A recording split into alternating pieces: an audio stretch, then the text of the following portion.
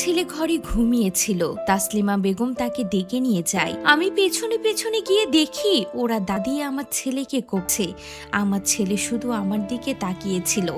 এই শোক আমি কিভাবে সহ্য করব?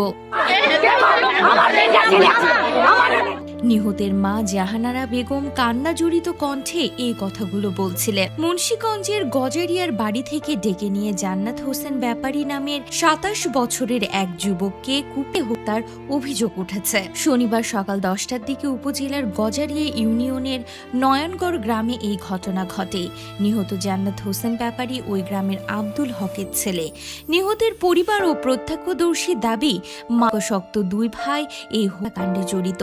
নাম প্রকাশে অনিচ্ছুক এক প্রত্যক্ষদর্শী প্রতিবেশী জানান, স্থানীয় শাহিন রাড়ির ৩ ছেলে তারেক, রিয়াদ ও তাজবীর। এদের মধ্যে তারেক ও রিয়াদ এলাকায় চিহ্নিত মাদক ব্যবসায়ী হিসেবে পরিচিত। প্রায় তাদের মধ্যে ঝগড়া বিবাদ লেগে থাকত। শনিবার সকালে তারেক ও রিয়াদের মধ্যে কথা কাটাকাটির এক পর্যায়ে দা হাতের সংঘর্ষ শুরু হয়। প্রতিবেশী সূত্রে জানা গেছে, সকাল প্রায় ১১টার দিকে মারামারি থামানোর উদ্দেশ্যে পাশের বাড়ির জান্নাত হোসেন এগিয়ে গেলে অভিযুক্ত দুই ভাইয়ের দায়ের কোপে তার বাম বুকে মারাত্মক রক্তাক্ত জখম হয়। পরে স্থানীয়রা তাকে উদ্ধার করে মেডিকেল বিশ্ববিদ্যালয় ও হাসপাতালে নিয়ে গেলে কর্তব্যরত চিকিৎসক তাকে মৃত ঘোষণা করেন।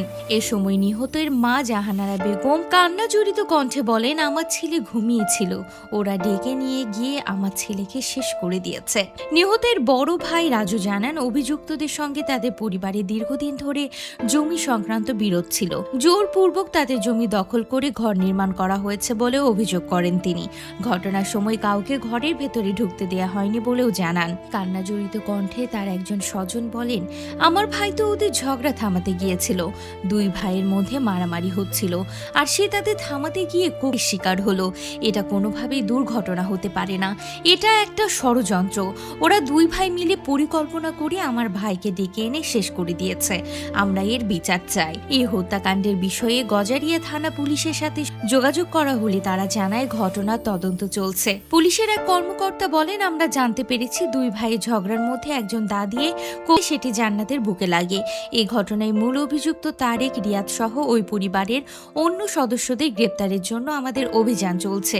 আমরা তাদের ধরার জন্য সম্ভাব্য সব জায়গা তল্লাশি চালাচ্ছি এবং আশা করছি দ্রুত তাদের আইনের আওতায় আনা হবে। এদিকে এলাকায় গভীর শোকের ছায়া নেমে এসেছে।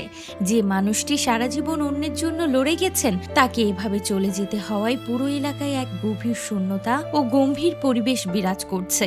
এলাকাবাসী এই হত্যাকাণ্ডের দ্রুত ও দৃষ্টান্তমূলক বিচার দাবি করেছে। এদিকে পরিবারের স্বজনদের মধ্যে কান্নার আহাজারির রোল উঠেছে।